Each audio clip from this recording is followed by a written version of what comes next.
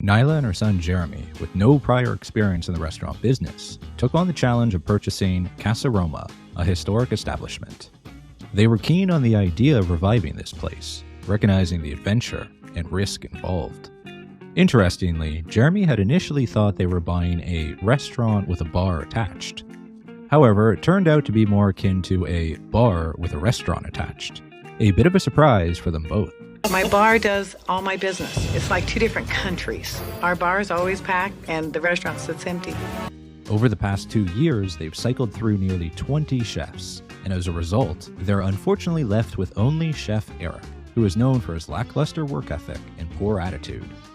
In your opinion only. What? What part of that don't you freaking understand? What do you mean, freaking understand? Yeah, what part of that don't you understand? Eric and sous chef Drew do not get along.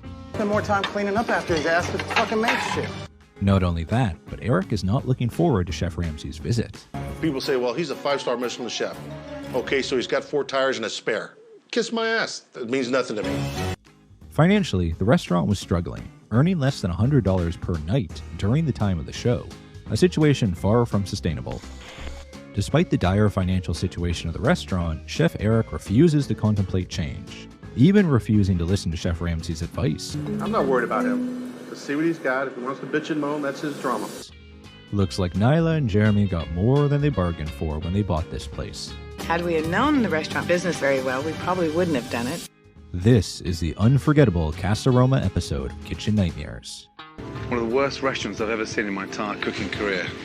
Can Chef Ramsay turn things around for Casa Roma? Time to dive in and see. Making his journey in the 3rd season of Kitchen Nightmares, Gordon heads to Lancaster, California, a good 70 miles north of Los Angeles. This nearly half-a-century-old establishment holds the title of the oldest restaurant in its area. Let's see how it fares under Ramsay's critical eye. Gordon meets with Nylah and Jeremy, who share with him that they had no previous experience in running a restaurant before taking the reins at Casa Roma. Why would you open a restaurant if you never worked in one? Because we're insane. Nylah previously worked in a grocery store, and Jeremy was a carpet cleaner. Ironically, despite Jeremy's former profession, one of the first things Gordon Ramsay points out is the dirty and stained carpets in the restaurant. Fortunately, Jeremy assures Ramsay the stains are not blood, just dirt, thankfully.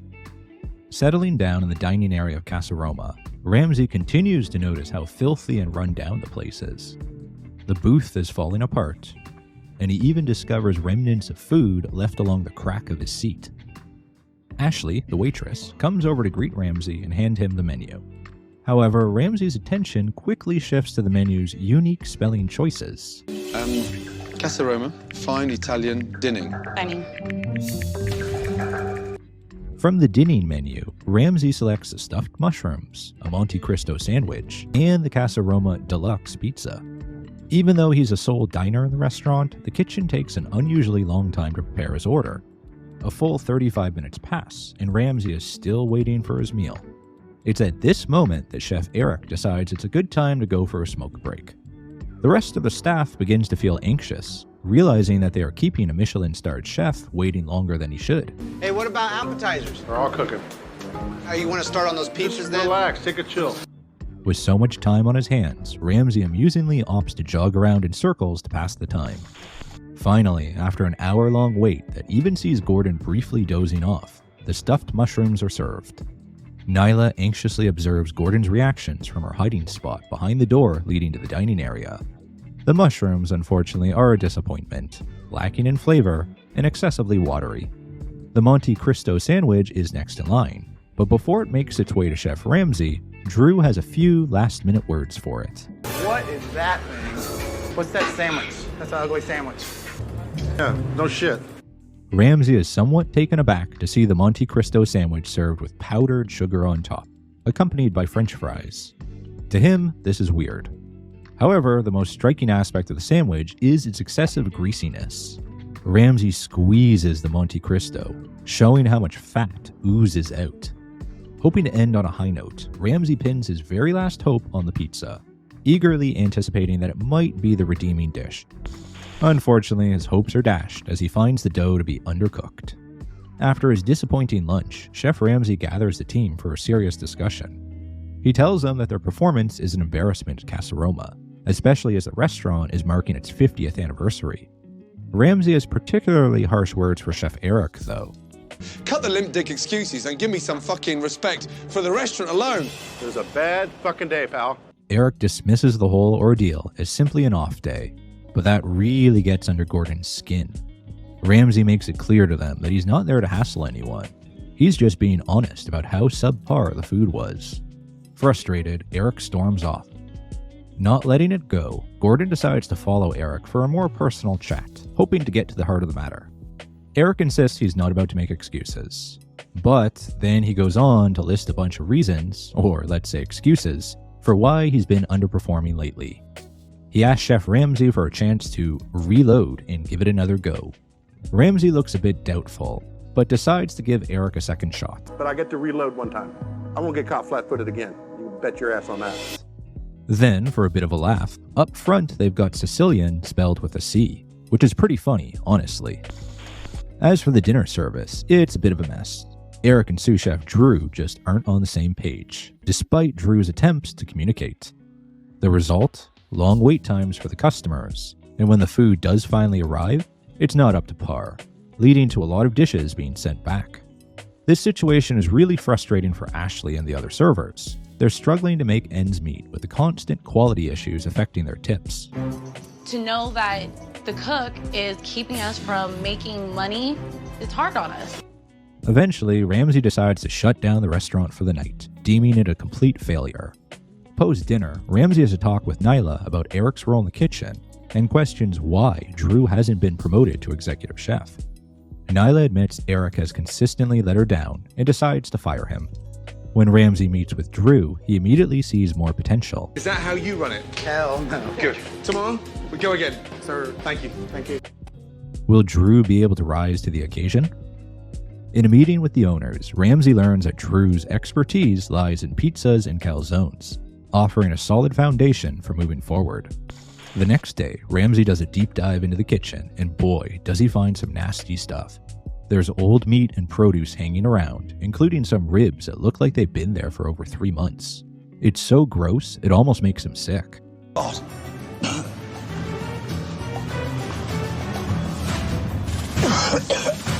What is next is even more horrifying. He examines the bathroom using a blue light that detects bodily fluids. He finds it in a terrible state, with the walls completely caked in bodily fluids, even finding it on the ceiling. Like somebody may have peed on the ceiling, the walls, the doors. Another meeting with the owners follows, where Ramsay highlights the dire state of affairs, leading to a unanimous decision for a deep clean, spearheaded by Drew in the kitchen. After cleaning up, Drew and Ramsay work together in the kitchen to make some new pizzas for the menu. Ramsay has an interesting idea. He tells Drew to make a new pizza from scratch, which will be served alongside a frozen, store-bought pizza, to see if Nylah and Jeremy can spot the difference. The exercise reinvigorates Drew as he creates a thick crust pizza. Will they be able to tell the difference? The good news is that Nylah and Jeremy clearly favor Drew's homemade pizza over the frozen one. I was shocked when Chef Ramsay told me the one pizza was frozen because I thought it tasted a lot like our pizza we had. After this taste test, Casa Roma undergoes a major overnight makeover, aiming to transform the dim, smoke-laden bar with a restaurant attachment into a bustling, lively pizzeria. The outside makeover includes revealing the front windows that were once concealed behind a stone lattice, or the concrete jungle as Ramsay calls it. This lightens up what was a dark interior, turning it into a space that's much more warm and welcoming on the inside. They removed all the black leather booths and replaced the bar stools, opting for a decor that seamlessly blends the bar and pizzeria areas into a unified and pleasing environment. The old, faded bar top was given a new lease on life, with a thorough sanding and 2 coats of stain, bringing out its shine. The chewed-up carpets were discarded and replaced with new, elegant stone flooring. Ramsay then introduces a revamped menu that elevates the existing dishes with lighter, high-quality ingredients. It's the night of the relaunch. Drew is eager to impress the influx of customers, including local firefighters. I want to shine for Chef Ramsay today, and it would be silly not to because I have the best opportunity ever that I've ever had in my life. Yet, the initial service stumbles with undercooked chicken wings that get returned not once, but twice for the same reason. As the restaurant is swamped with customers, Drew is in dire need of some extra hands in the kitchen. Nyla's other son, Jimmy, jumps in to assist with the calzone preparation, since all he really does is walk around drinking all day anyway. With Jimmy helping out in the kitchen, the calzones are getting served, but there's a catch. They're absolutely enormous, turning out to be more bread than actual filling. Realizing the need to prioritize quality, Drew feels the pressure as Jimmy keeps screwing up the calzones by making them excessively large. Nylah comes to try to calm him down, but it just makes the situation worse. Take a deep breath. Stop pushing me and just chill. Okay. You're making me hurry shit up I can't have anything to fucking do with. Go for it. Uh-oh. Did he say, just chill? He's starting to echo Eric a little bit too much.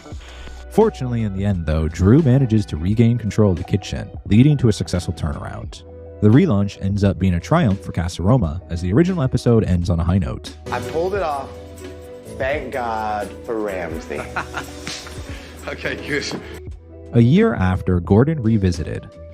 I'm back in Lancaster, California to visit Casa Roma. Now, everyone in the town knew about Casa Roma. That's right, they knew to stay the hell out of there. First, the good news. Nylah did not bring Eric back as the head chef. In addition to that, she also tells Ramsay that she is now the sole owner, after buying out Jeremy's share of the restaurant. "I love my son to death, but we just couldn't work together," were her exact words. Makes sense. Sometimes family just doesn't mesh well when working together. Looks like Drew didn't last as a chef either, as in an unexpected turn, Gordon encounters Q, the new head chef at Casa Roma. Recognize this man. How you doing? And first name is? Q. From Sebastian's? Yeah.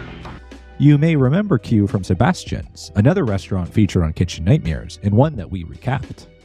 Q may be the only person to be featured at more than one restaurant on Kitchen Nightmares. Nylah recalls recognizing Chef Q and immediately deciding to hire him. The scene shifts to Chef Q presenting a meal of steak Diane, which Gordon absolutely loves, saying the meat is so tender. Nylah shares positive news about the business, stating they now serve 28 to 30 diners nightly, and have seen a business increase of at least 33% since their Kitchen Nightmares episode. The episode concludes with Gordon revealing a pleasant surprise. Casa Roma is being honored with a certificate from the local Chamber of Commerce. Looking at Yelp reviews of Casa Roma from the time, we get a picture of what went down after Chef Ramsay departed for the second time. "I thought with Chef Ramsay's visit, things would get better, but I was wrong," said one reviewer who went in March of 2010, just weeks after the original episode aired. He went on to say, "I asked if the lasagna was made fresh, and she mentioned it is pre-made the night before. Did this establishment not take anything away from Kitchen Nightmares?" were his exact words. "Such a disappointment," said another reviewer on Yelp. "I saw this place on Kitchen Nightmares and I made it a point to stop by the next time I was in Lancaster. First thing I noticed, how dark the place is. No interior lights were on. It really isn't a restaurant, it is a bar.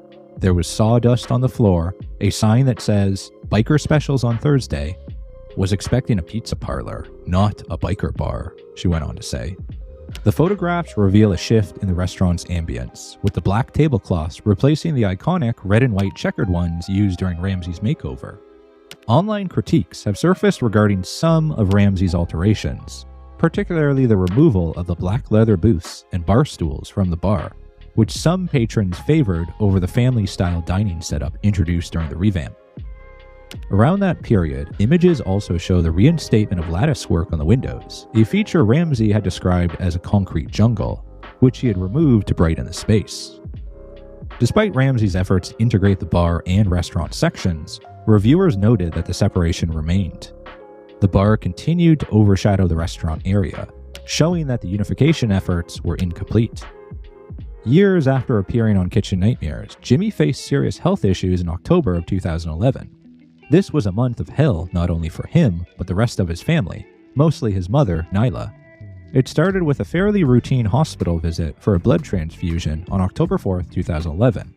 Nylah shared in a series of posts that what seemed like a routine medical procedure quickly escalated, with doctors at one point doubting Jimmy's chances of survival, and things starting to look bad. Thankfully, his condition improved, and he recovered over the rest of the year.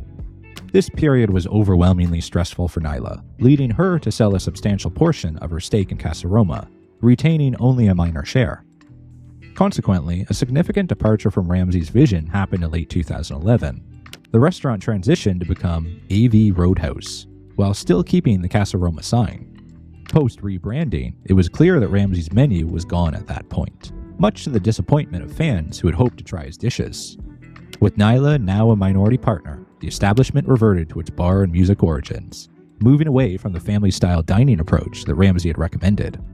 However, it seems that the concept didn't seem to resonate as intended. By 2015, Nylah and the other owners decided to transform the establishment yet again, this time into a Mexican restaurant, renaming it again as CR Roadhouse Bar and Grill, with CR being short for Casa Roma.